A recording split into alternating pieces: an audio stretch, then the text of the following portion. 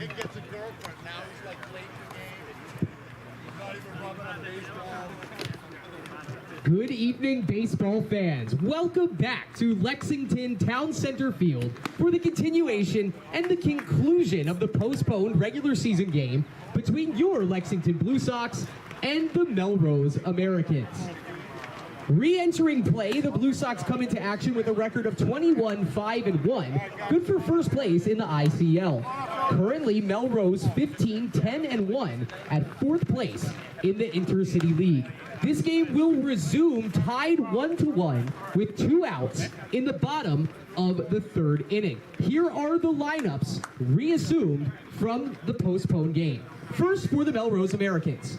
In the number 1 spot, the center fielder, number 3, Alex Fernandez. Batting second, the second baseman, number 8, Sean Nestor. Batting third, the designated hitter, number 34, John Jennings. Batting cleanup, the third baseman, number 10, Chris Klein. Batting fifth, the extra hitter, number 29, Aiden Berry. Batting sixth, the first baseman, number 18, Ian Libby.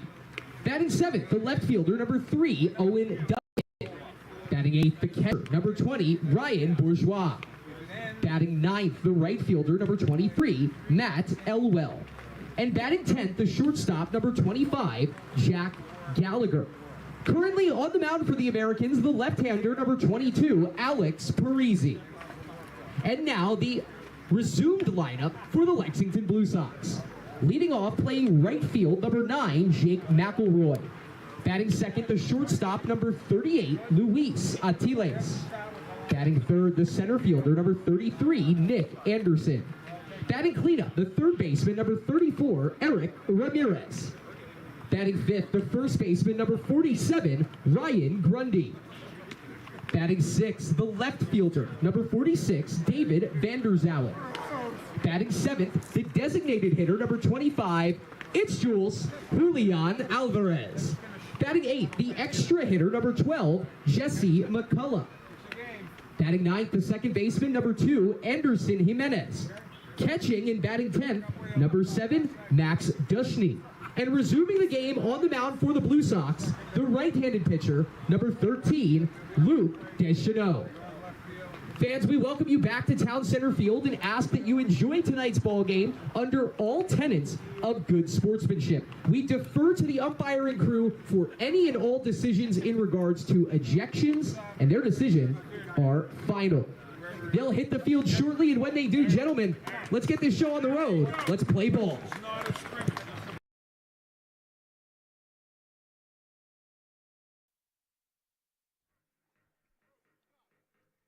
Where is our Nobel Prize for time travel? Seriously. It's on Danny Jansen's shelf. From center field at Lexington High School in Lexington, Mass. This is Lexington Blue Sox baseball here on LSP. Technically, last night was the regular season finale, but we still got one game to complete from 2 months ago when rolling blackouts forced us into this position. 1-1 in the bottom of the third with 2 down between the Blue Sox and the Melrose Americans. Blue Sox entering play, or re-entering play, 21-5-1, wrapped up the first overall seed in the Intercity League playoffs, and the Melrose Americans still with plenty to fight for here in this and their final game tomorrow, trying to assure themselves that they won't have to face the Middlesex Expos in the one-game playoff 4v5, which I believe is going to be scheduled for Friday. Sam Field here with you, ready to bring you the play-by-play story, and on mic 2, it's the wife, Katrina Good. Hi, dear. Hi, everyone. You should probably move the mic a little closer. Am I supposed to be hearing you in my ears? Because I'm not. Technically you should, but I forgot the headphone jack splitter, so. Okay. You're coming in fine, though. All right. Unless your parents or your sisters say in the chat, hey, we can't hear you. Well, of course we can't hear you compared to me anyways. My husband is loud, everyone. Yeah, in case you couldn't tell. Anyways. Oh, yep. All right. So, Crystal Sordo has to go tend to something. Anyways. So, yeah, the Blue Sox has been sitting on first place in the ICL for a while. This whatever happens here, it's not going to break up their 17-game unbeaten streak because technically it's June, whatever it was, with this game. Happy June, everyone. Yeah, again, time travel. But this will not affect the 17-game unbeaten streak that the Blue Sox are currently on. And they get to wait until Monday to find out who they'll play in that 4-5 game. It will be either the Expos or one of the other 3 teams that have clinched a playoff berth. The Mad Dogs, Bulldogs, or these Melrose Americans. And yes, it is the Middlesex Expos getting in the postseason and not the Andre Chiefs. The Chiefs were winless in their final 9 games of the year, final 8 games of the year, with only 1 tie in that juncture. That was against these Blue Sox. And the Expos, with 1 game left, as Luis Atiles resumes play with a flourish. Ambush. Lose the helmet. Oh, wow. Who came ready to play, huh? Max Dushney. He doesn't get to run like that very often. Catchers generally don't. Wake up. Little makeup. RBI double for Luis. And here is Nick Anderson, who had a 3-run home run last night against the Americans. Yeah, the Expos, after the Chiefs had finished their season 13-13-2, as Anderson swings to the first pitch, hits it the other way into the corner, and that is going to be caught, and that will end the inning. Already 2 outs in the inning, so don't have to worry about Luis getting nabbed, trying to get back to second, but the Blue Sox. Boy, I mean, it's not just time travel we're experiencing here. We're like, just messing with the entire fabric of space and time here. We're already going to the top of the 4th. We're not even at 8 o'clock. It's 2-1 Blue Sox. Yeah, I had to imagine that was going to be the case, but hey, you announced where we left off. That's anyways. LSP and Shipping Shield are partners in cards. Shipping Shields are the eco-friendly sports and gaming card shipping protectors, trusted by yours truly, made in the U.S. and Canada on 100% recyclable cardboard. Use the codes and link on the screen and in the description for a discount on your order. You may receive a commission from those orders, but we thank you for your continued support of whatever this is. So yeah, with the Chiefs season over, the Expos had 1 more game to play against the Boston A's of the Park League, and that was going to be tomorrow. And if the Expos lost that game, the Chiefs would still get into the playoffs. And then the news came in that the Boston A's forfeit. And by virtue of a 7-0 forfeit final, the Expos have clinched the number 5 seed. Now, as for 2 through 4, again, it's a lot up for grabs here between the Expos, Bulldogs, and Mad Dogs, who still have to finish up business tonight, and the Americans, Bulldogs, and Mad Dogs, who have to finish up business tonight and tomorrow to see who is going to get that coveted first-round bye and who is going to be stuck playing 1 game for their to have the right to face these Blue Sox in the semifinals, which would start Monday. 1-game playoffs tentatively scheduled for Friday. And with no Chris Wanted available in this one, we are going to have a pitching change for the Blue Sox. Tucker, honey, this is your mother. Come watch your brother. Luke Deschanel is going to take the mound now after Jake pitched in last night's game for the Blue Sox. And Luke Deschanel has gotten a few more games under his belt than Jake has. This is his 7th appearance of the season. On the mound for the Blue Sox in the top of the 4th, the right-hander, number 13, Luke Deschanel. And leading off the top of the 4th for the Americans, designated hitter, number 34, John Jennings. So Luke is 3-1 this season. His 1 loss came against the Americans on June 9th at Morelli, 2 2/3 innings, allowing 3 hits, 2 earned runs with 4 walks and 1 K. But has gotten wins in each of his last 3 outings. 2 innings against the Bulldogs on July 7th, 2 innings against the Sabres on July 20th, and 4 innings against Mass Envelope on July 25th. Went 4 innings and allowed 2 hits, no runs, no walks, and 2 Ks in that game, did Luke Deschanel. 1-1 is the count to John Jennings. So a little, at least as far as the Blue Sox are concerned here, a breather and coming up after this game, and a well-deserved one at that. Well-deserved, for sure. To think that they'd gone unbeaten in 17 consecutive games, and and they were this close to being unbeaten in 18 consecutive to finish the season, were it not for their inability to win that game of beat the clock at Maplewood. They needed the time machine that we use today, clearly. Jennings pops this one foul now to play. Ryan Grundy, by the way, is at first base here with A.J. Lisco not available. Julian Alvarez is also in the lineup where he had not been when this game began. 6 of the 10 batters were not in the starting lineup when this game began 2 months ago. Gotta love those oddities of baseball, especially at the major league level, when like Juan Soto made his major league debut before he made his major league debut a few years ago. That's wild. Danny Jansen becoming the first major league player to play for both teams in the same game when he was traded to the Red Sox after a suspended game against the Blue Jays. These are the kind of stories that make baseball more interesting for someone like me. Now batting the shortstop, number 10, Chris Klein.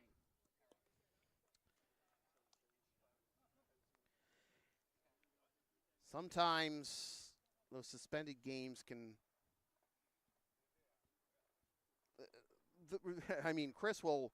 Chris's favorite suspended game of all time is the one that led to the Phillies World Series win in 2008. I mean, I'm all for a Phillies win. Yes, this woman right here, officer.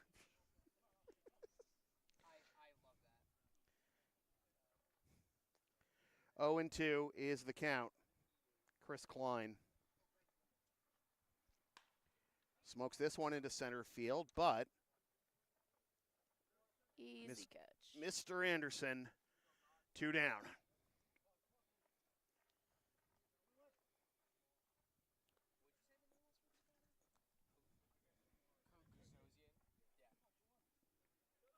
Now batting for the Americans, the first baseman, number 21, Zach Kozosian.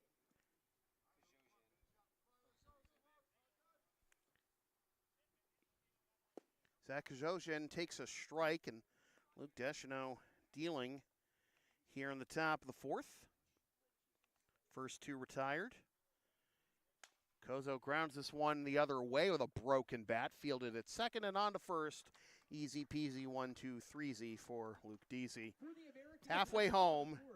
No runs on no hits, no Blue Sox errors, no runners left on base. Headed to the bottom of the 4th, the Lexington Blue Sox 2, the Melrose Americans 1. Due up for the Blue Sox in the bottom of the 4th, Ramirez, Grundy, and Vanderzalen. No corpsing allowed. Advertising opportunities are available on LSP. Sponsor our content for as little as $25 a spot. Email yours truly for more information. I don't have the words right now. I can tell you, fine folks, though, that Rick DeAngelis and Kevin Burgoyne talked before the game, and they're paying the umpires for a whole game anyways. We start in the bottom of the 3rd. So what we're going to do after this game completes, it'll just finish however it finishes. And the teams have agreed to play a 3-inning scrimmage after that game completes. So I put it to you, the viewing audience. Wait for it. Baseball or more baseball?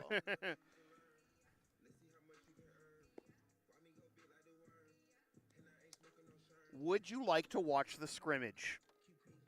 Yes or no? We get paid the same either way, so it's just no regard for human life here.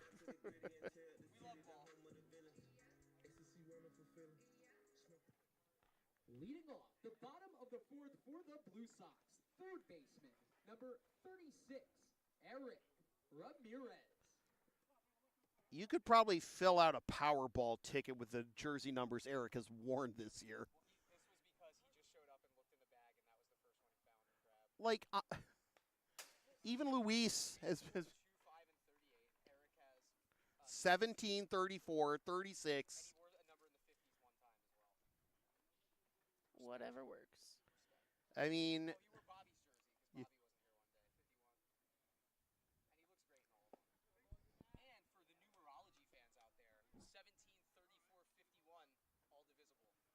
nerd. There you go.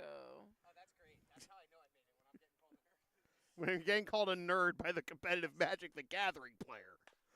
Grounder to the right side. Oh! Yeah. That is a brutal hop there over the second baseman, and Ramirez has reached. Now batting, first baseman, number 47, Ryan Grundy. Ryan Grundy had a nice little night for himself last night.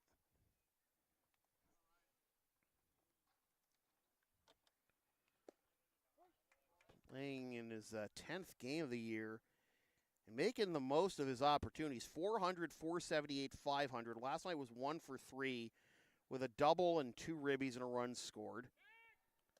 Pickoff attempt, and Eric is safe. Grundy has hits in each of his last 5 games that he's played. And he's really put it together. Grundy pops this one up into center. Ramirez watching to see if this one will be caught, and it is for out number 1. He plays for Holy Cross. Was he part of that championship team? Now batting for the Blue Sox. Or This year, yes. Yeah. Number 46, David Vanderzowen. Yeah, as I mentioned that Grundy batting 400 this year, 8 for 20, and all 8 of those hits have come in his last 5 games. He's 0 for 6 to start his Blue Sox career, and 8 for 14 in the last 5 games. That's on the outside corner for strike 2. Mr. Vanderzowen's baby boy. It's Mr. Vanderzowen in the chat tonight. welcome, Mr. Vanderzowen. I'm sure he's been watching before. Just first time I remember him being in the chat more than Mrs. Vanderzowen. But even Mrs. Vanderzowen, you know, she'll watch, but she just doesn't. I don't know. This all started with, you know, Mrs. Wojcik all those years ago, and then eventually, you know, Wojcik's, you know, knees vaporized, and yeah, they absolutely did. They Chris is gonna go right now and tell good. Oh, good. He's right there. Tell him again. Hi, Alex. That's a funny way of pronouncing absolutely necessary. Swing and a miss by Vanderzowen. Throw down to second is offline. And Ramirez is going to take off for third. Go. He's there. So Vanderzowen is retired. And now it's Now batting the designated hitter, number 25, Julian Alvarez. It's like legend, wait for it, dairy. Which Jules is, of course. Mm-hmm. Yeah, absolutely. Most home runs in franchise history. Passing another legend, Danny Graham. 0-1 to Jules.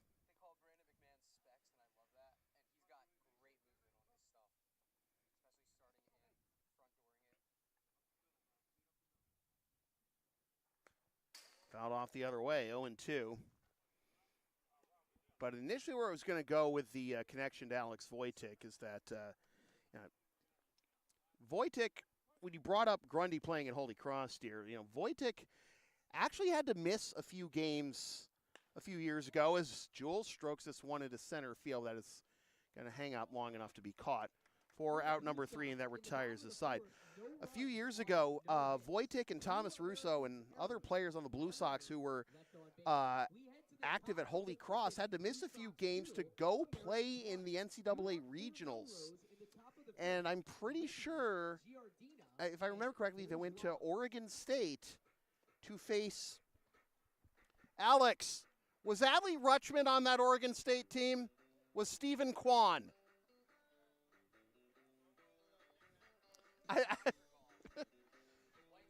Yeah. Yeah. Why not just list the entire AL Central, right?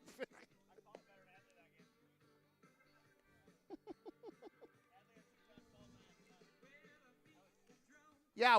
Where's your number 1 draft pick status, though? That's all he needs.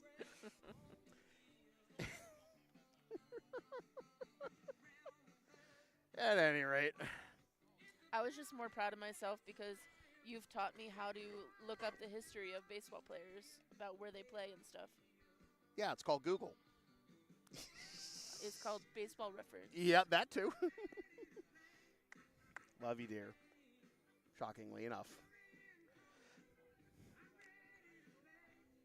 Yeah, eventually, the more we do these streams together, the more they're just going to turn into, Statler and Waldorf, only on each other rather than solely on each other rather than what's in front of them.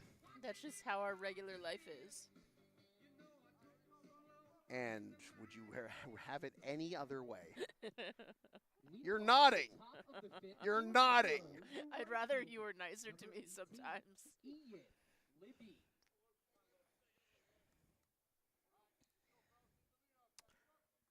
You just keep me around to get things off the high shelves. I know. Among other things. That's another broken bat off of Deschanel. On to first, out number 1. And it's funny when that's coming on pitches off the end of the bat, too. Like, that is a heavy Now batting for Melrose, sinker. left fielder, number 16, Tad Giardina. People use the term bowling ball changeup and bowling ball sinker a lot, and you have a heavy, fastball essentially, and you often associate broken bats with guys like Mario Rivera who can get in on the hands and get the shatter the bat basically at the handle. But when you've got that is basically when you see a broken bat off something you hit off the end of the bat, that is essentially the bowling ball we're talking about. Tad Giardina puts one back up the box for a base hit with 1 out. So we are already in the top of the 5th. Just having a little bit too much fun here on the regular season finale for the Blue Sox. The Americans still have one more game after this.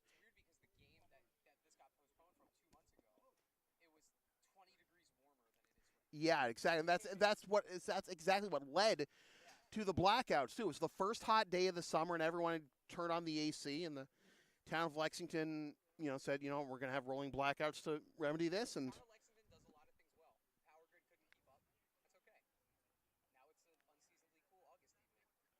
I don't know, unseasonably cool August evening. That's something that happens a lot. I've noticed. Yeah.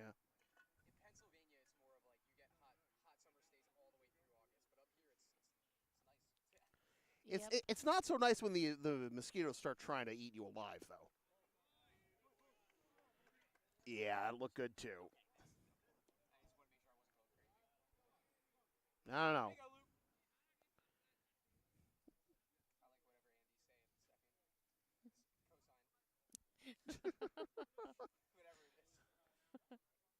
Are you saying you know and you just can't translate for us? Oh.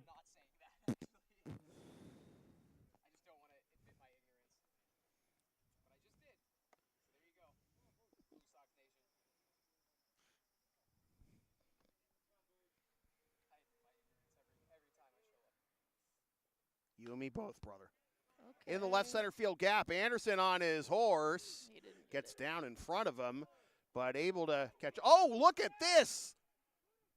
Can I get him? Oh, no, now the ball's thrown out of play. Oof. Base hit, great job by Anderson keeping the ball in front of him to prevent the advance by Giardina, but in the end they tried to get their man going back to first. Bourgeois running through first base, thinking that was extra base all the way. It certainly looked like that off the bat. Instead, we are back to where we started, 2-2. Extra hitter number 23, Matt Elwell. I can kind of understand the the thought process there. Here's a liner past Ramirez into left, and the Americans have the lead.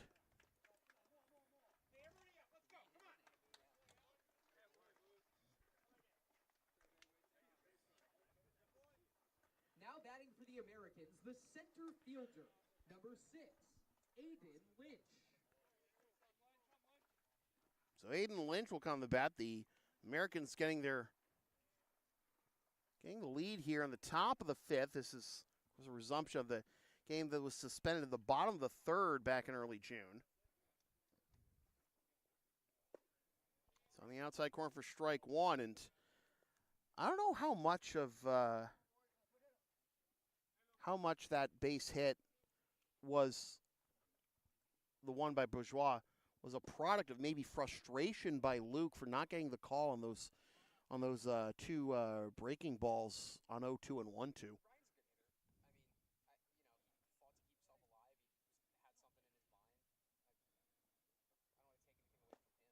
A foul tip into Dush's mitt for strike 3 and out number 2.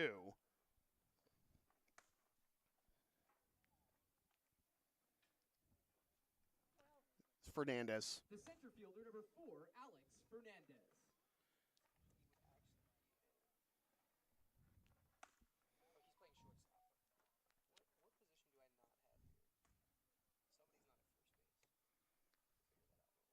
That would be a problem, wouldn't it? Pitches a strike. Dushny down to second and not in time. 0-1 is the count. Another runner in scoring position for Melrose. Americans are looking good right now. Yeah, but remember, this game doesn't mean anything for the Blue Sox. For the Americans, it means a lot because, as I said, 2 through 4, the Americans, Mad Dogs, and Bulldogs, nothing has been sorted out yet. Only playoff seeds that have been secured: Blue Sox at 1, Expos at 5.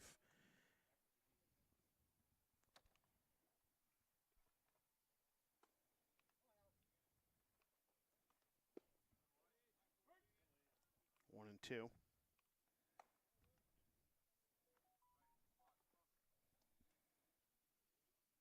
Mad Dogs taking on Palmer.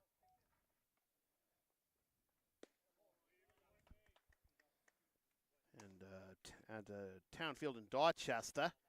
That game got underway at 7:45. And tomorrow, the Bulldogs host the East Boston Knights here at LHS, and Melrose hosts the McKay Club Beacons. Coming right for his buddy over here.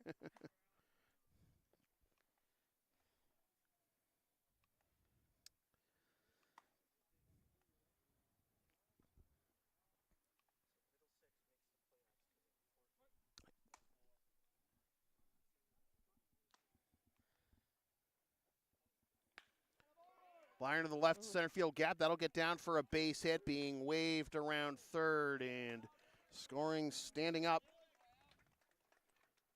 2-strike, 2-out RBI by the leadoff man, Fernandez. It is 4-2. Here comes Sammy Steed to have a word with Luke.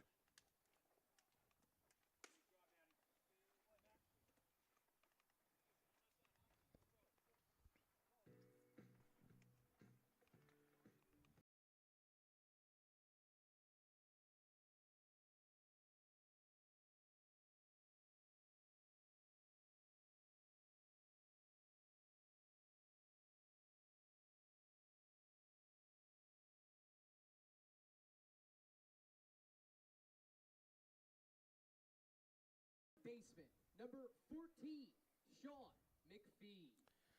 Here's Sean McPhee. 3 spot here in the top of the 5th for the Melrose Americans to take a 4-2 lead.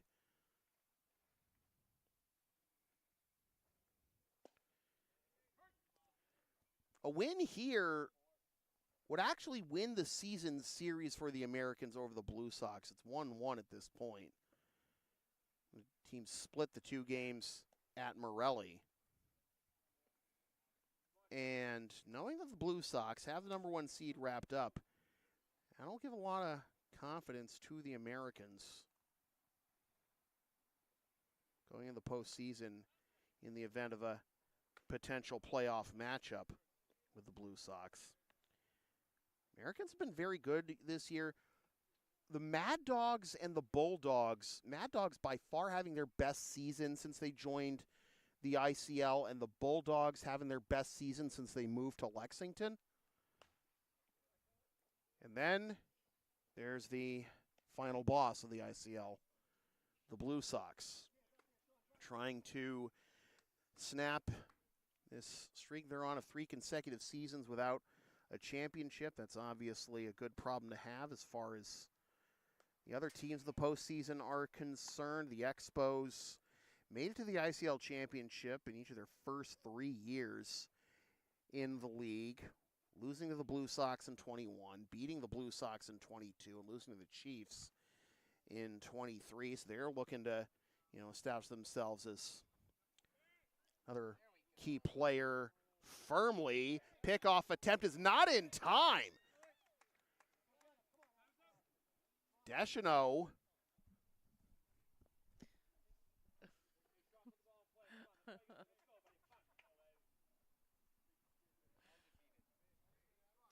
It's not funny.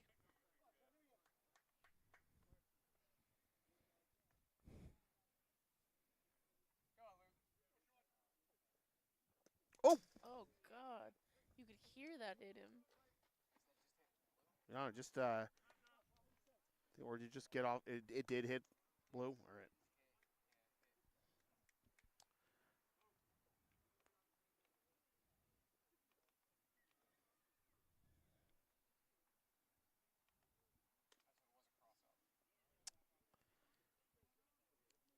Dush going out to have a word with Deschanel to try and sort this one out after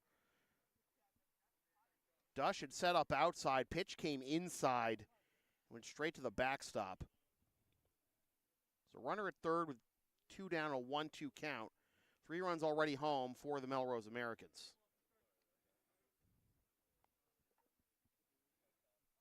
A 4-2 lead here in the top of the 5th in this resumed suspended game.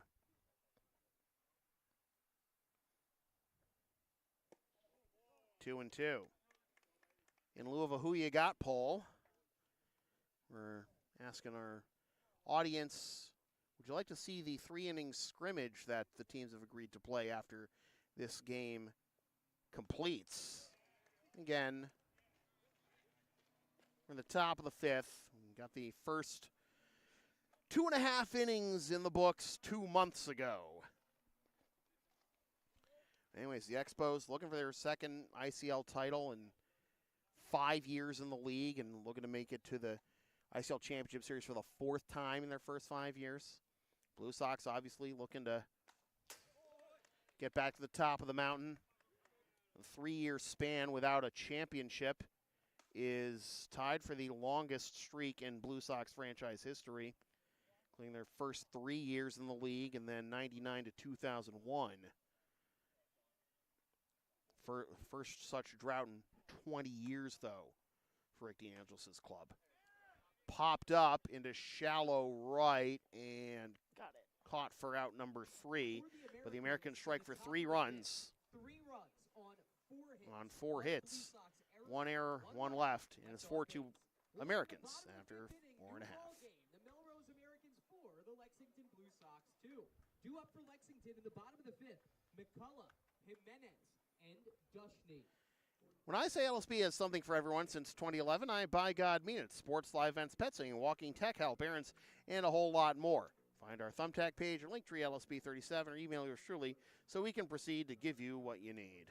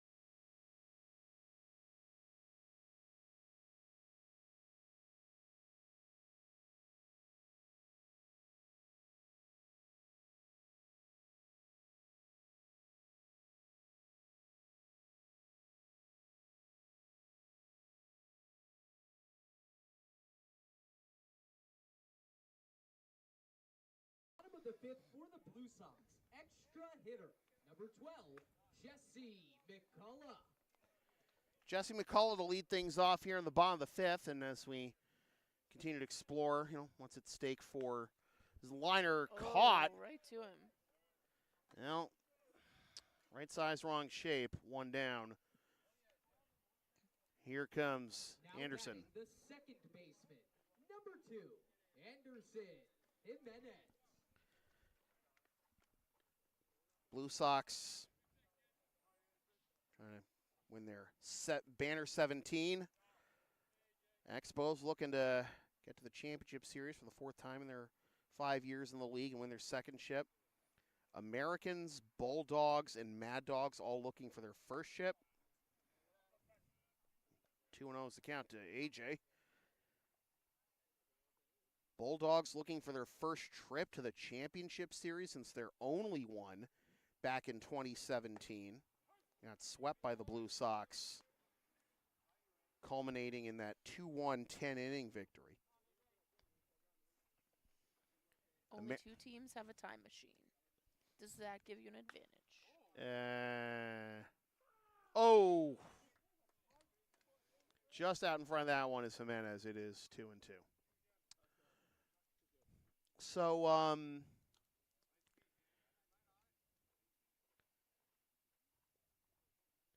the Americans have never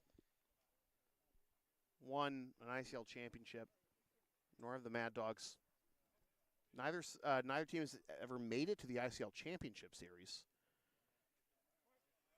And the Mad Dogs have just had, this is by far their best season in the ICL. They haven't really come close at all to even reaching the championship series. How many seasons have they been a team? The Mad Dogs have been in the league since 2018, I believe.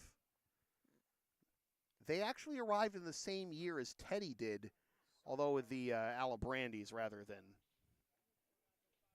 That was before Alabrandis merged with the Chiefs.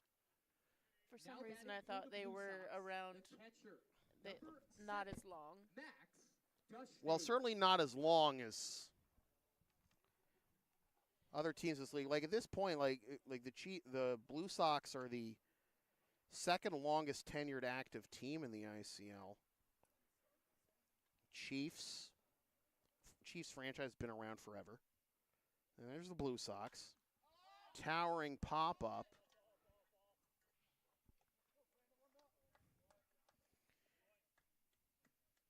Quick work being made of the Blue Sox offense here, but here's Jake McElroy. Now batting for the Blue Sox, right fielder, number 9, Jake McElroy. The Bulldogs came to the league in 2010. The Expos organization has been around longer than they've been in the ICL, but as an ICL franchise, now only in their 5th season. Mad Dogs came to the league, again, the same time as the Alabrandis, but then, pickoff attempt not in time. Mad Dogs franchise still exists on its own. The Alabrandis merged with the Chiefs. And the Americans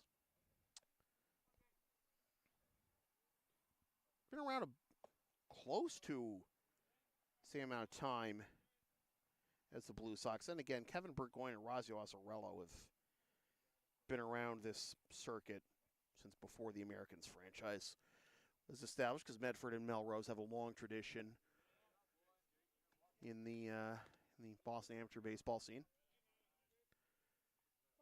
It's really the Blue Sox who have by far the most championship experience of the teams remaining. It's only the Expos that even have a championship. Going the other way is Mac. So 2 on with 2 out. Now batting, the shortstop, number 38, Luis Atiles. And here is a man whose, as I've said, arrival really coincided with the time that this Blue Sox team gelled together. This is the most, yeah, exactly. This is the last game. This is the last game he wasn't on the roster, and now he's on the. Here's your time machine. Swings at the first one, pops it up into left, and that will be caught for the out. That retires the side. It's not nearly the same result as his first swing of the ball game last time up. And we go to the sixth. Still 4-2, Melrose. The Melrose Americans 4, the Lexington Blue Sox 2. Due up for Melrose in the top of the sixth, Jennings, Klein, and Kazosian. The LSP store is open. Get yourself a DVD or digital copy of most past LSP video broadcasts, or one of several different designs of stickers, shirts, or other merch, including some stuff with our dog, Tina the Long Arena, on it, and some words we've probably said on this here YouTube channel over the years. Email yours truly for game videos, or go to Creator Spring for merch. So we go to the top of the sixth, and tentative schedule for the postseason is going to be the 4v5 one-game playoff on Friday. And then the best of three semifinals Monday, Tuesday, and Wednesday of next week. If both series end in sweeps, we would get the championship series underway on Thursday of next week. Games 1 and 2 Thursday and Friday, and then games 3 and then 4 and 5 if necessary. Believe they said the series would continue the following Monday. But still a lot to play for here for the Americans anyways, trying to win this dogfight with a couple of dogs, the Mad Dogs and the Bulldogs, to assure themselves of the... Leading off the top of the sixth for the Americans, designated hitter, number 34. First round bye. Malden entering play at 16-11, as are the Bulldogs. Melrose at 15-10-1. Here is John Jennings as Deschanel takes the mound again to start the top of the sixth. And is outside for a ball. It is 1-0.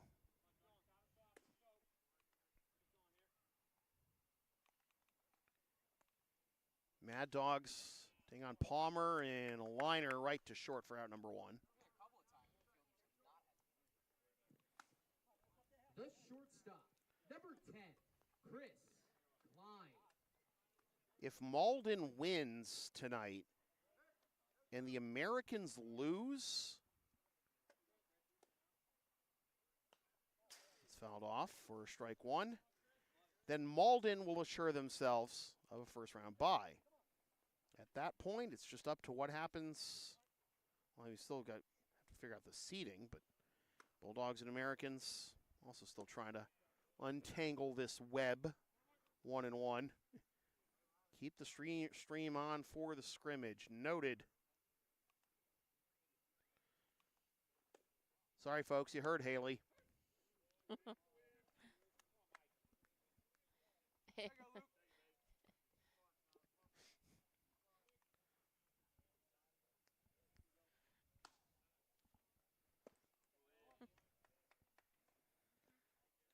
Got to give the people what they want.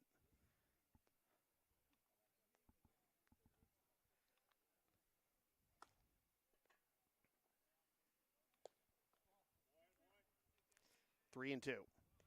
Your wife voted to turn it off. Sorry, dear, you heard Haley.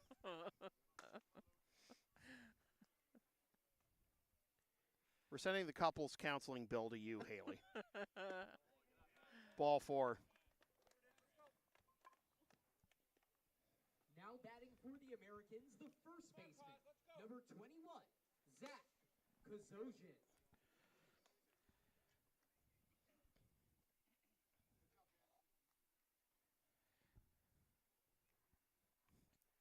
In fairness, the crowd is saying 60% no, including you. I like to be home and in bed.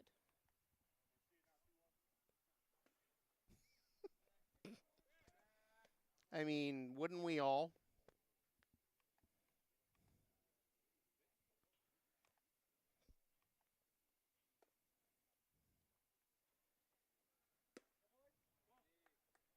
One and one.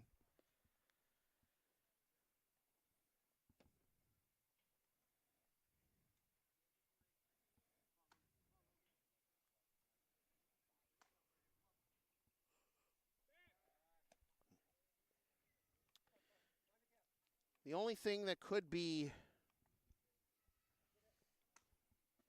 actually, I take that back because Melrose wins and Malden loses tonight. That would assure Melrose of a top 3 seed. So if this game ends up being a wash, however, in terms of the results, then Melrose still has a chance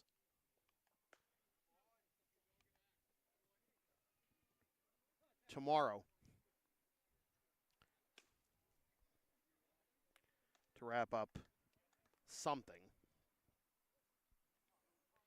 So basically, if the results match, Malden wins and Melrose loses, or if Melrose wins and Malden loses, we know one of those teams will have a top 3. A wash, matching results won't change anything. This drive to the right center field gap will make it, however. Second and third. Did you keep track of all that, people at home? Math is hard. The right fielder. Rick DeAngelis coming out to the mound. And that might be it for Luke Deschanel.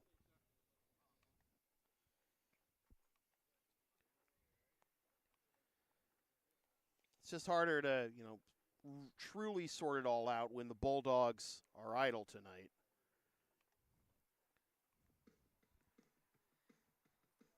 And that is going to do it. 4-1 Luke Deschanel.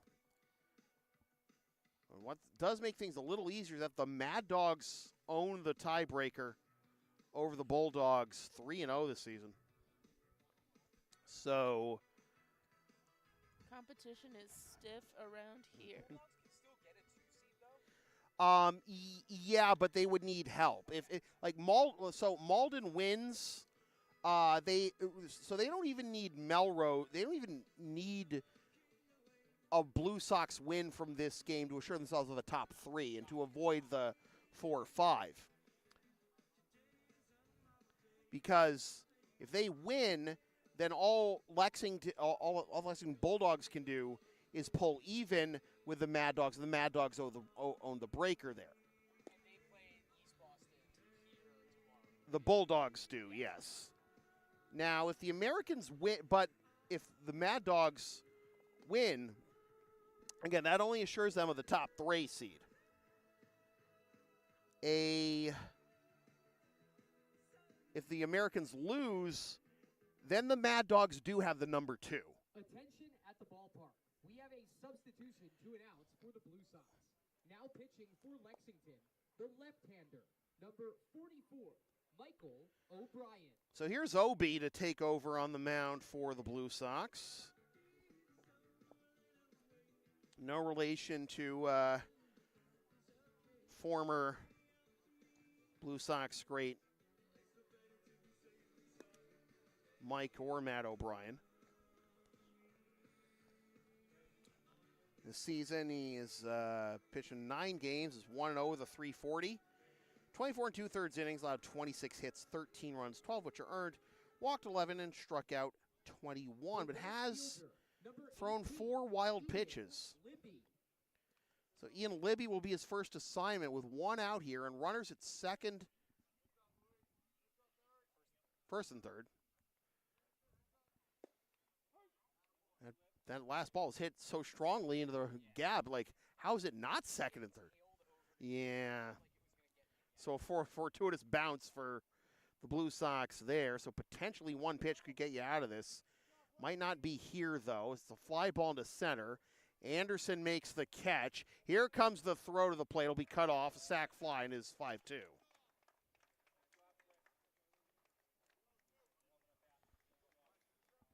Feels like fall out here, everyone.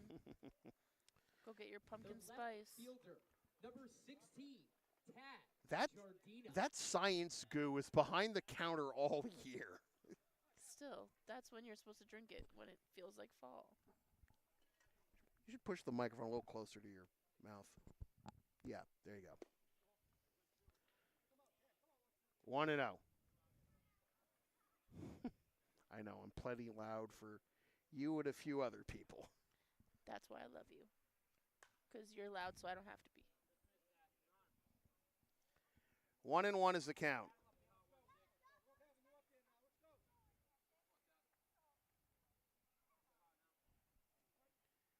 5-2 is our score. The Melrose Americans are going to pick up a win to stay alive for a first-round bye. Great effort to keep that ball in front of him by Ramirez to try and get the out. And a fine effort by Grundy to haul that one in to prevent from going offline and maybe even out of play. So it's first and second in the end. Now batting for the Americans, the catcher, number 20, Ryan Bourgeois. Bourgeois will take his turn at bat after he had to get the catcher's gear off, and nothing can disrupt the flow of a game more than having to have the catcher come to bat with 2 down, and then if he were to get out here, or even if he doesn't get out, get on the bases, has to come back, get his gear back on.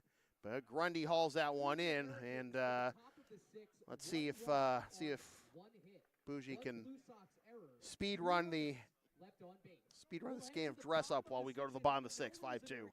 Americans. Lexington Blue Sox 2. 2 up for the Blue Sox in the bottom of the 6th. Anderson, Ramirez, and Grundy. Are you down with the sound called LSP? Of course you are. I would hope so.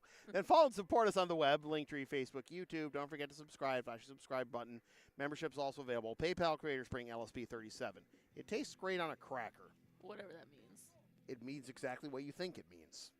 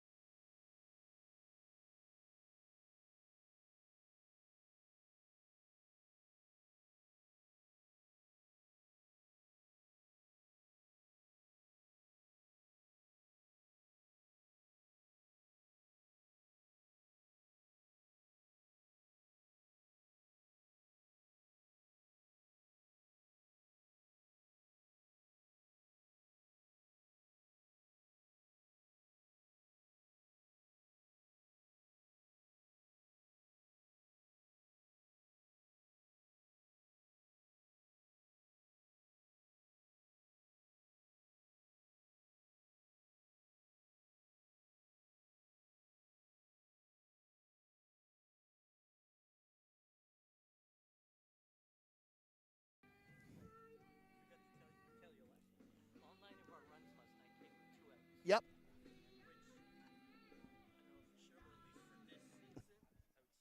Leading off the bottom of the 6th for the Blue Sox, center fielder, number 33, Nick Anderson. Bruce confirming when I had observed last night that all 9 runs for the Blue Sox last night came with 2 down. Nick Anderson beats this one out for a leadoff infield single. And now, here comes Eric Ramirez. The third baseman, number 36, Eric Ramirez.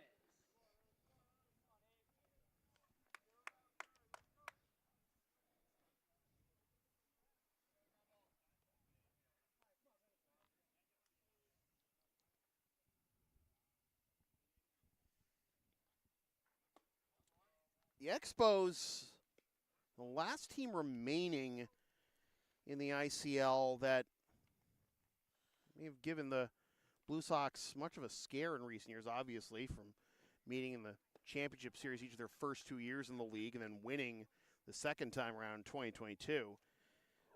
Excuse me.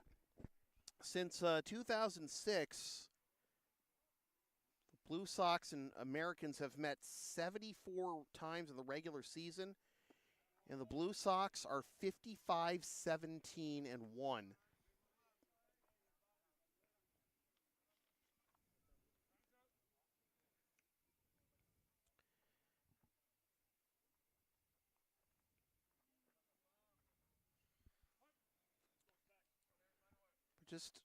It's just preposterous the kind of numbers, the kind of success the Blue Sox have had in 30 years in the league.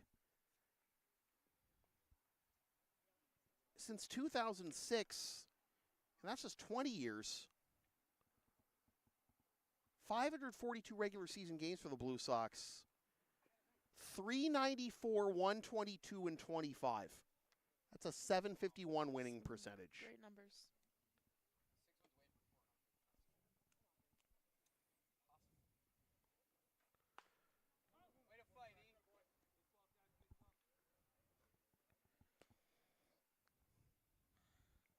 Blue Sox get 8 strikeouts in this game. Of Melrose batters would tie the single season record for team strikeouts in a season, and Ramirez flares that one into down the line left for a base hit. They'll throw to third, and Anderson is safe there, and Ramirez sneaks into second in the back door, and now the tying run comes to the plate. So they could hit 400 wins before the end of the season. This is just regular season numbers. So, yeah. Yeah.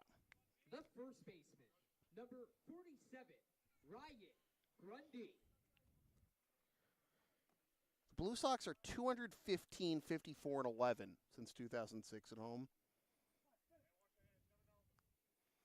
And the 12-0-1 mark they had in the month of July in a game, again, this smacked into right field, and he caught it. Took off a little bit. Right fielder tracked it down and reached up, just threw the glove up and hauled in for out number 1. That is a huge catch there, because although it does bring in 1 run, that very easily could have been extra bases. Let's go, David. Your parents are watching.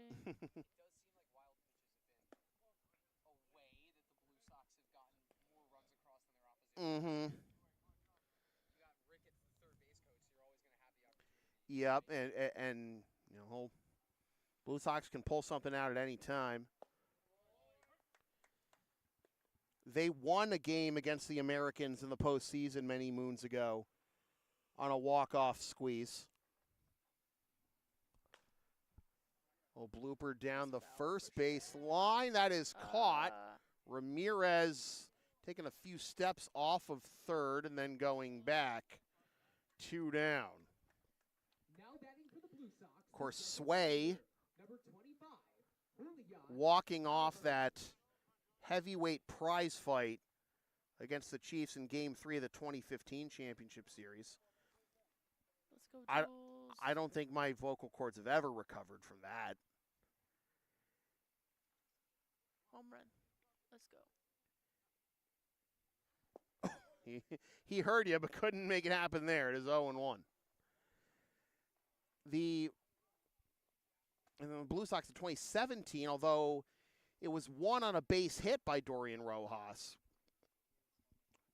That entire inning that led to the championship-winning run. Little game of pinball here. Throw to first in time. The side is retired, and the Americans get out of this with the lead still intact, 5-3 after 6.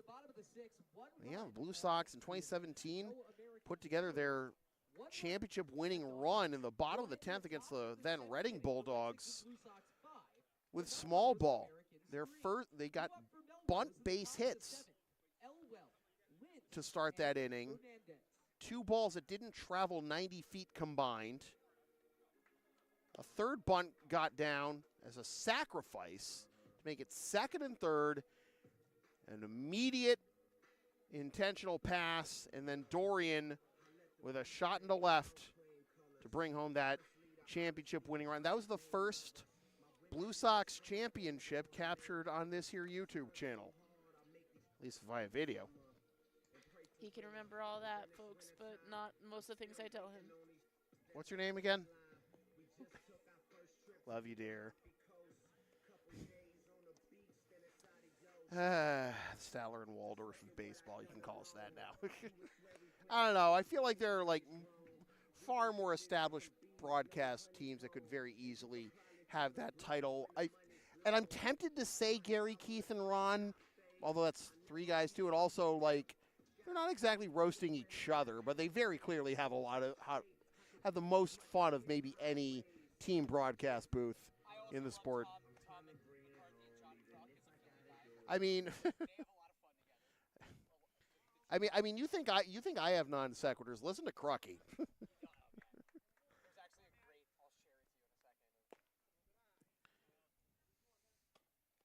This is extra hitter number 23, Matt Elway. I mean, I'll always, love, the memes of, Mark Jackson.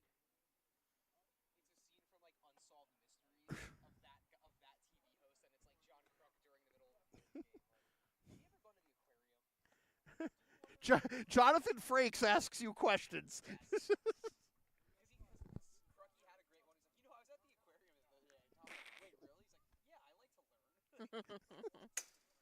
Wake up.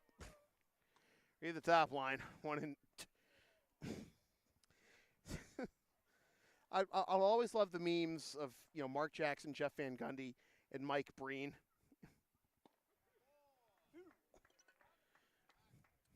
I had to, Mark Jackson will be like, I had to teach Klay Thompson to shave when we drafted him. That's why he has the goatee. Now batting number 6, Aiden Lynch. And then Jeff Van Gundy will be like, when I was an assistant at Providence, I watched Rick Pitino beat a man within an inch of his life with a pizza strip. And Breen will be like, rebound by Jokic.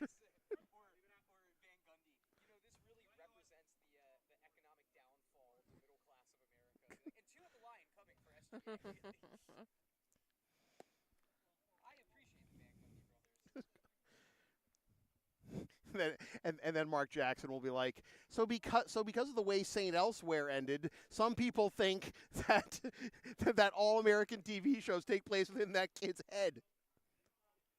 Hey, Tom Gottlieb, how you doing? Sam's close personal friend. That's a Schmitty quote. Wrong Jackbox host. Hey, Phil Ritterelli, how you doing? My close personal friend, the Ebola virus. Strike 3 called.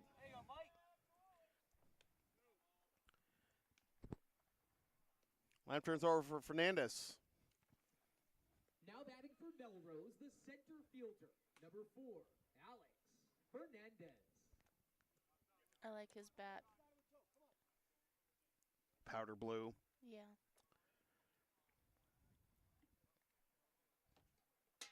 Oh.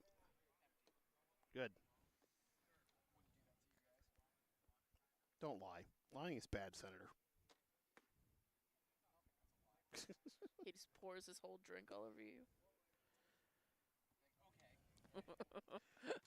Look, I had a roommate in college years ago who got upset at me for some stupid reason, and then that got under Ramirez's glove in the left for a 2-out base runner. See, that'll be an E5 though. I had a roommate who got mad at me for I think it was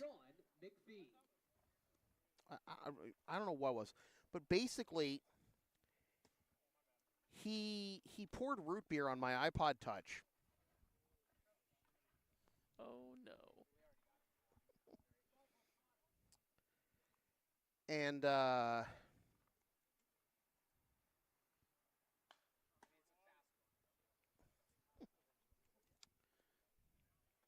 don't know if the other way for strike 1.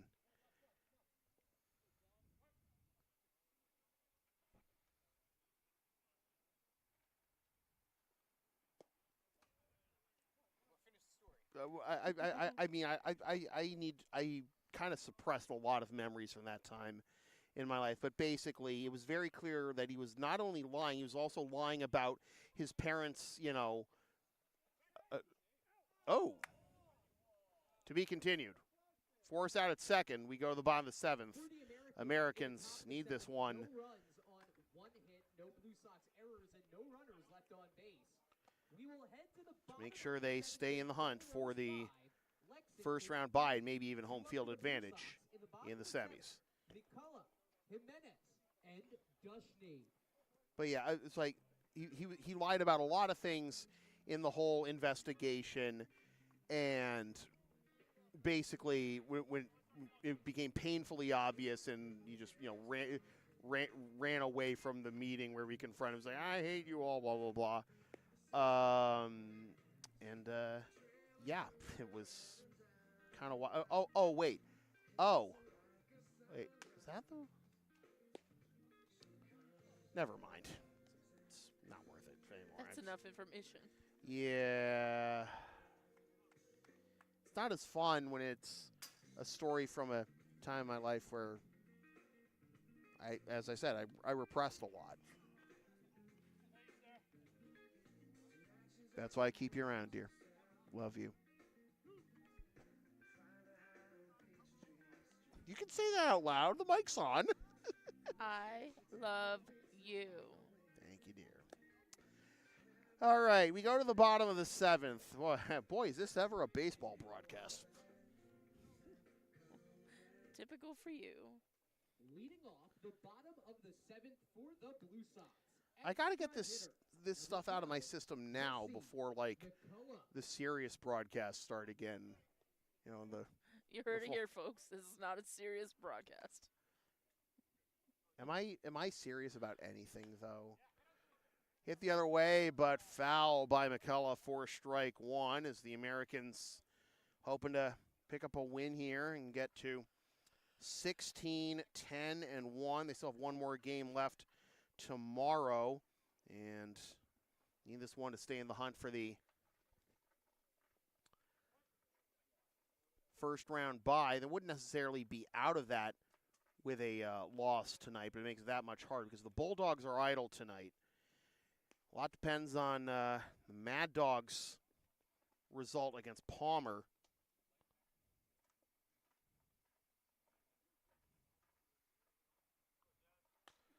Little flare over the second baseman's head. He jumped for it and everything.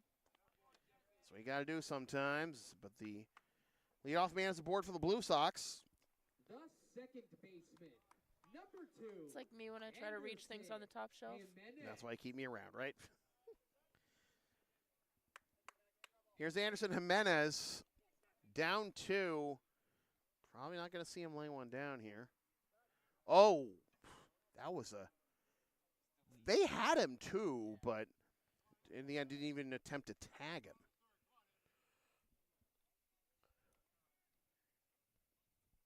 Oof. Brutal. Mm-hmm. Yep.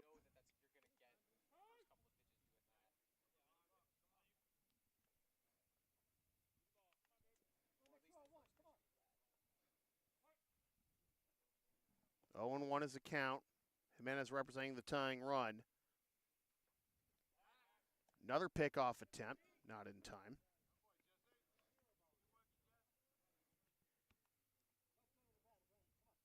Brandon McMahon looking to wrap up the win. His 6th appearance of the year.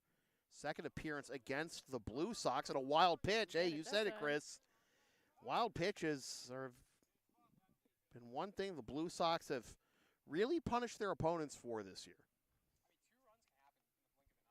Yeah, absolutely.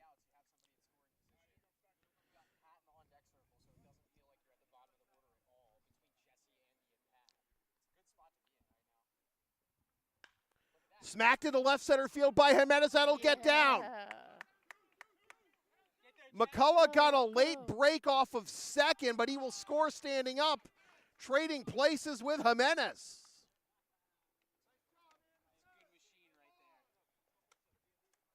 The tying run now in scoring position.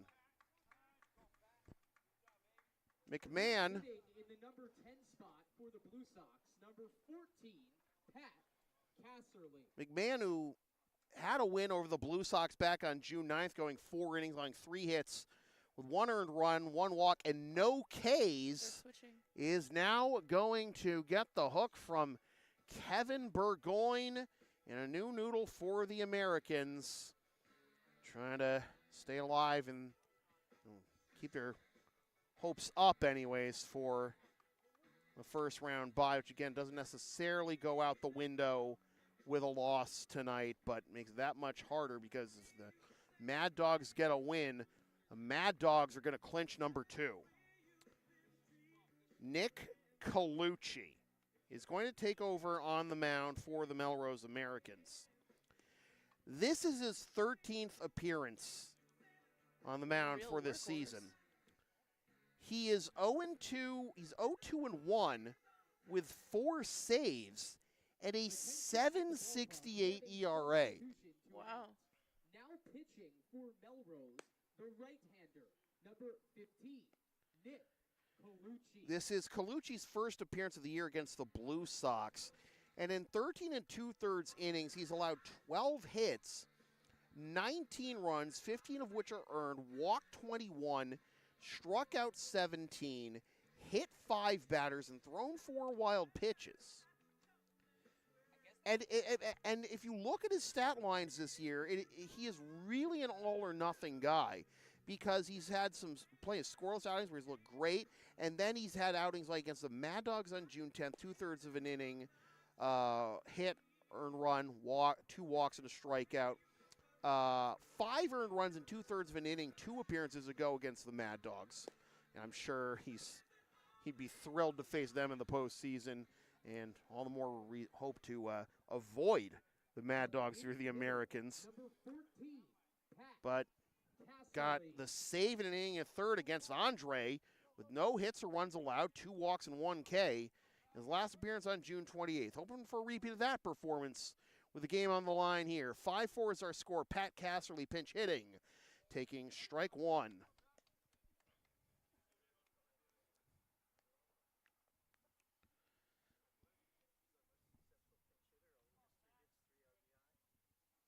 Yeah, I remember Bruce saying that last time. 0-2 count. Like a really successful pinch hitter. Casserly. Yeah, exactly. I mean, 0-2 the count. Read the second line. Casserly, the team's most successful pinch hitter this year with 3 hits and 3 RBIs in that role. Jake McElroy on deck.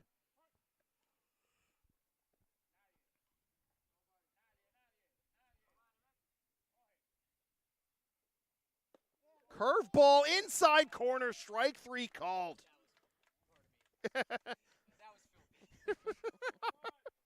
It's YouTube, it's fine.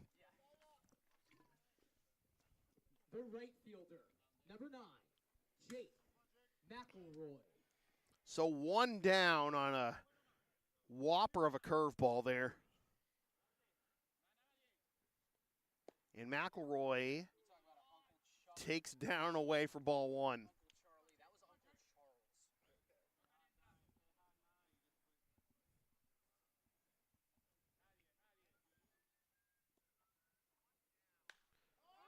Popped up, right field, caught for out number 2, and backed up at third. Blue Sox down to their final out as McElroy goes quietly. And now, Luis. The shortstop, number 38, Luis Atiles. Well, there's still the postseason after this, but Luis Atiles can really put a cap on the regular season that his arrival really helped turn around. Coming through with a big hit here. Let's go, Luis. Upstairs for a ball, 1-0. When this game started, Luis was not yet on the roster.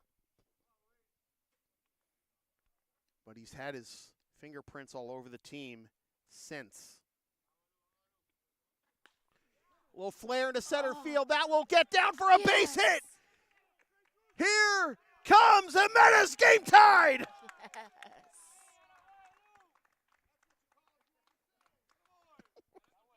Oh, did you hear that? Hey, get us out of here, Nando.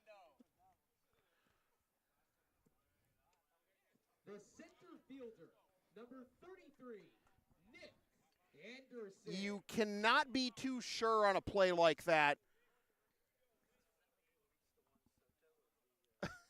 Oh yeah, I would say so.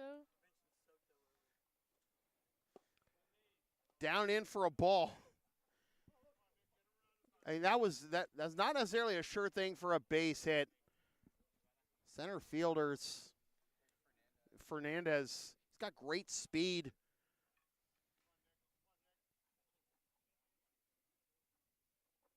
Could easily close down on that one.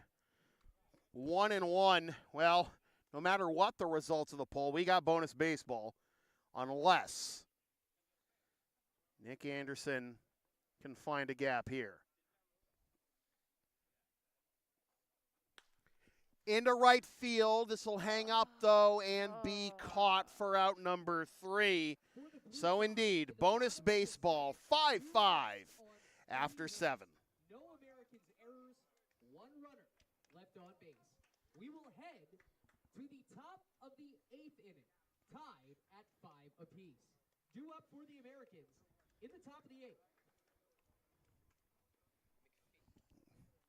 Yeah. To be announced. Oh, come on, man.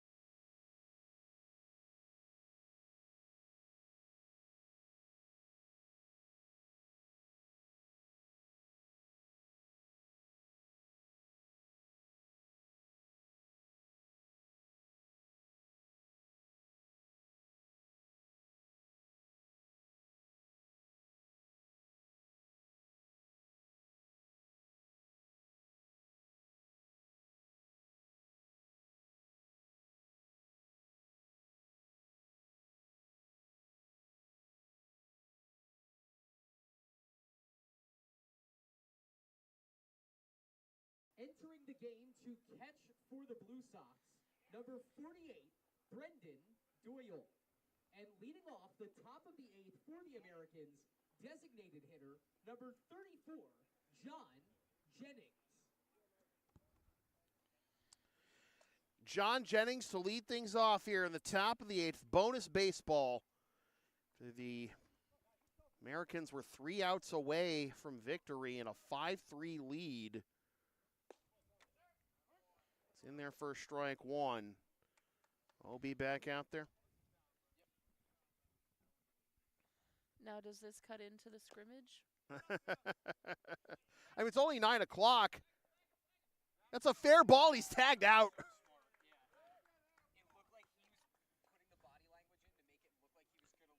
I mean, you see that all the time from outfielders putting their glove up to try and freeze a runner, but you hardly ever see that from, someone playing the infield. Chris Klein.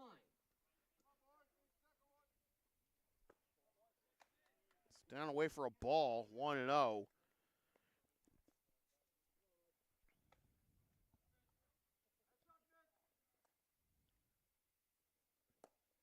Swing and a miss.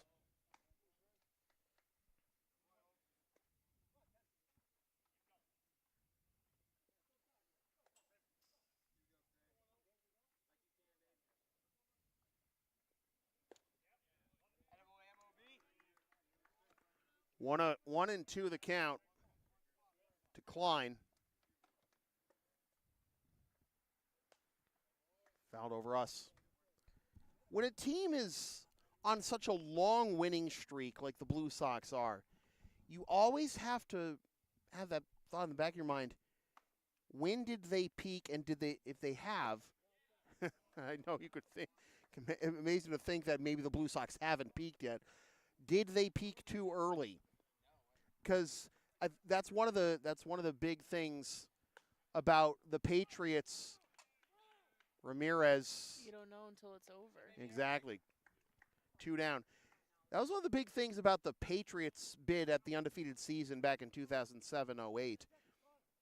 And that was, they probably peaked just a bit too early. Because down the stretch, their games got closer and closer. And the first real crack in the dam was the Ravens game on Monday Night Football.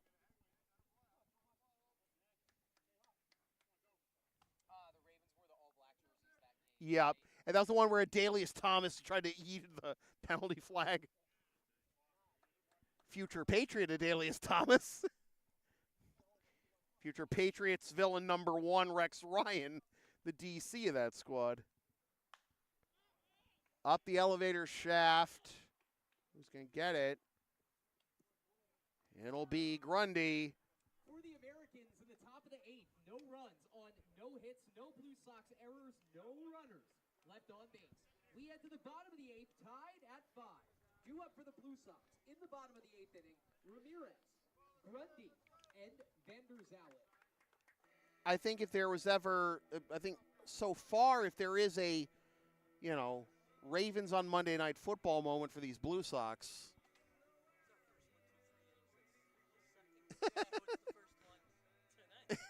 Yeah. First 1, 2, 3 inning in 2 months.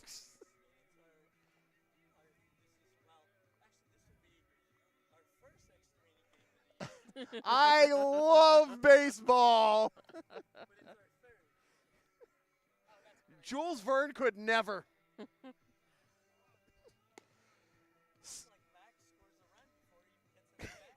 Remember, Juan Soto made his Major League debut before he made his Major League debut.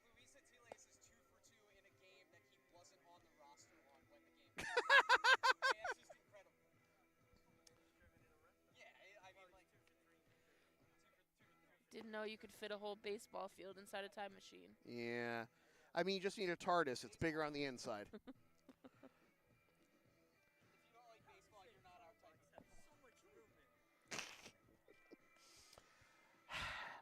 But yeah, talking about, is there, when a team's on a long winning streak, you look for the point where they peaked. And then when you see, if you see them, not achieve their goal at the end, you think, did they peak too early? If there's any game that was. We like to that think. into existence. I'm trying to remain as impartial as possible.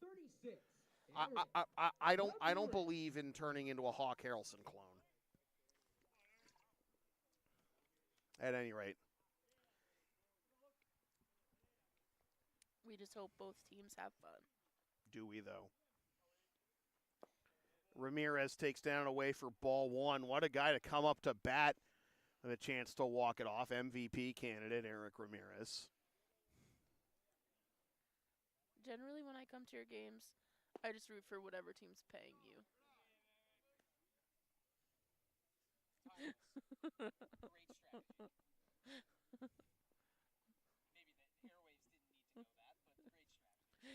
Live television. 3-0. You always treat the microphone like a loaded gun pointed at your head. Nobody cares who I root for. Like, you're the likable one of the two of us. They want to know what you think. They don't want to hear, my stupid in stereo.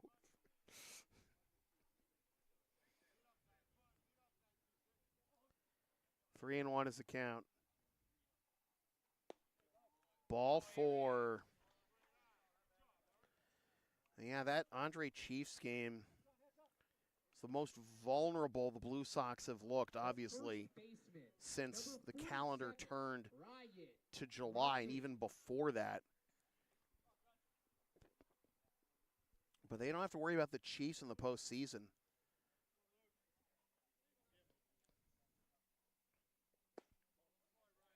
Grundy takes up and in for a ball.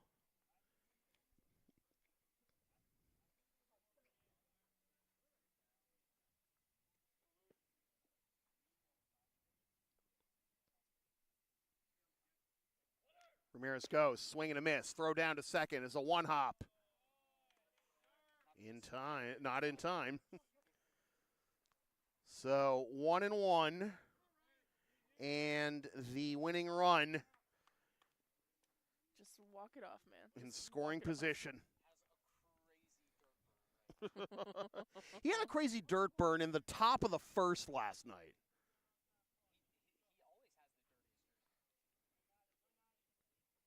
Breaking ball up and away, 2-1.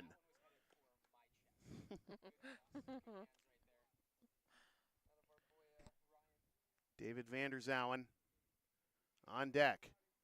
2-1. Blue Sox down their final 3 outs, down 2 runs in the 7th. Came back to tie. 2-2.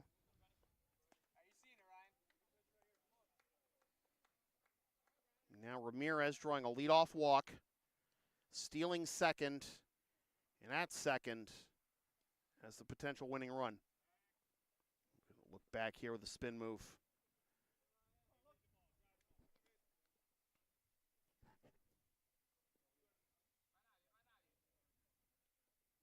Curveball came back. Oh! Whoa. Like, I mean, I saw that ball clip back to the outer part of the plate. And, oh, boy. 3-2. That looked good. Swing and a miss. Well,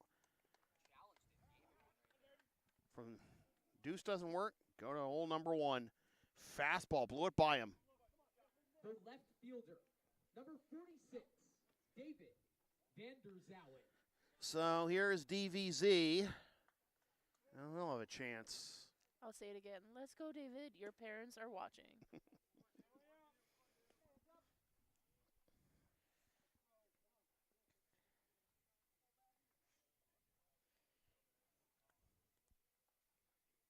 One and 0. 2-0. Hitters count. Winning run in scoring position. Last game of the season for the Blue Sox. 3-0. With 1 out already. That does at least put the inning-ending double play into the equation if you let him on. Ramirez goes, pitches a strike, and not even a tag.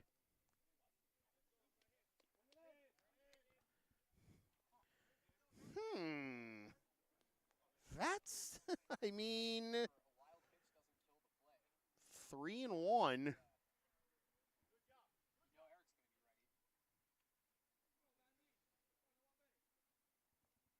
Swing and a miss, 3-2. I know, right? All or nothing, like you said. Ramirez 90 feet away is the winning run, 3-2. Swing and a miss, and went back to the off speed.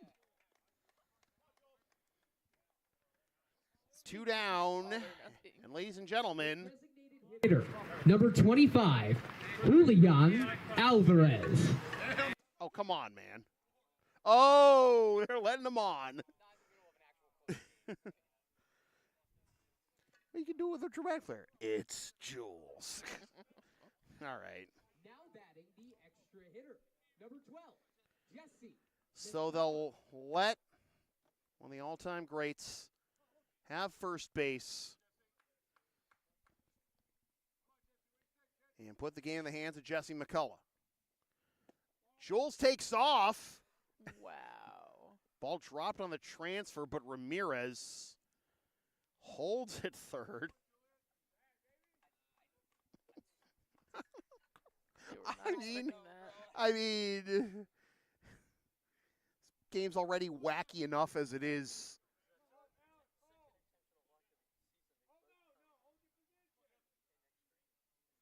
Interesting. That's a cool stat. Check swing. We've only had 2 intentional walks all season, including that one. That's kind of surprising. Only 2 intentional walks all year. And they were both in extra Yep. innings. Into right center field! Blue Sox win! Yes. Jesse McCullough walks it off. Tonight's final score in 8 innings, the Lexington Blue Sox 6. The Melrose Get the water bottles out. with the win, Lexington. 5-1. The loss brings Melrose to 15-11-1. Getting the win for the Blue Sox on the mound. Number 44, Michael O'Brien. And taking the loss for the Americans, number 15, Nick Colucci. Time of conclusion, 1 hour, 27 minutes. Well, when you're hot, you're hot. Yep. And the Blue Sox, although this doesn't count as part of the 17 consecutive unbeaten to end the season, because this is June, by the way. Welcome to June. The Blue Sox roll into the playoffs. They could. I don't remember a Blue Sox team being this hot going into the postseason. I've covered some great Blue Sox teams. Well, I think it was 2015 when they went 30-5, including the postseason. You're just vibing to the music. I get it. But, you know, they're on this ridiculous streak right now, unofficially. 18 consecutive unbeaten. Could very well have been 17 consecutive wins were it not for the Andre game. This is the question that you have to ask if you're the rest of the ICL. Who's going to stop them? Yeah. Because the Blue Sox, 2-1 against the Americans, and I don't know what to say. I've been announcing Blue Sox games for almost 20 years, and I've never seen a Blue Sox team that's left me flabbergasted in a good way. They just don't. No. They have their depth is the scariest part too.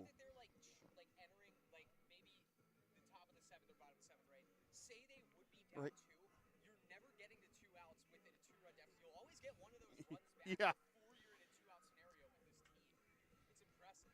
Like, if you want to think about who could potentially get the Blue Sox maybe on a bad night, well, here's some players you got to look out for in the postseason. Coley Schaefer, likely to be pitcher of the year in the ICL for the Lexington Bulldogs. A .45 ERA in 31 innings, .806 whip, 5-0, only allowed 2 earned runs all year, 37 strikeouts to 11 walks. Matt Donovan of the Expos, 122, 4-1, 1.081 whip. But even with Schaefer led the league in wins with 5. And then other pitchers with 4 wins, 2 Blue Sox, Wand and Draper, Justin Posnick of Malden, and then Don Monaco, the Chiefs, who were eliminated. Colucci, who took the loss in this game, one of 2 pitchers with 4 saves this year, against the 4-5 winner. Okay, so we got that official. Monday night, game 1 of the best of 3. It'll be the Blue Sox versus the winner of the 4-5 play-in, whether that's the Expos or whoever the other team ends up being. Yes, Luis Cespedes, will he have the gas? 72 strikeouts to lead the ICL. Zach Whitney of the Mad Dogs, 66. And then on the offensive side of the ball, the Mad Dogs have plenty of firepower. Top 2 hitters, Luke Mealy and Colin Kinsella. Friend of the program, Brett Stone, 3rd in the ICL in batting for the Bulldogs, 442. But Nick Anderson entering play with an OPS just 31 points behind Brett Stone. 1278 for Stone, 1248 for Nick Anderson. It's just, some of these numbers might not be as eye-popping as you've seen in years past. You might not see a whole lot of guys at the very tip top of the leaderboard for the Blue Sox, but the depth has been the difference for them for a number of years. You ready? Let's do it. We'll do it Monday, 8 o'clock, first pitch, opponent to be determined. With that said, this has been a presentation of LSP, something for everyone since 2011. Copyright 2025, unauthorized redistribution of any portion of this broadcast without the express written permission of the Blue Sox or LSP is strictly prohibited. A reminder that if you want to support future LSP content, you can buy shipping shields using the link and code on the screen or in the description. Sponsor future content for as little as $25 a spot. Email yours truly for all those details. Or hire us to work your next live event or whatever else we can do for you on any given day. Thumbtack, Linktree, blah, blah, blah. Buy some of this fabulous merchandise from our Creator Spring store. And, of course, if you're down with the sound, you are, right, dear? I am. Linktree, Facebook, YouTube. Don't forget to subscribe. Flash the subscribe button. Membership's also available. PayPal, Creator Spring, LSP 37. It's the right thing to do. Once again, the final score from center field at Lexington High School in Lexington, Mass. It is the Lexington Blue Sox 6 and the Melrose Americans 5 in 8 innings. No scrimmage to follow, it seems. So, for all my very rowdy friends here at LHS, and of course, the wife, Katrina Good. My name is Sam Feely, reminding you forever and always, freelance isn't free. Thanks for tuning in, Fresh for 2025.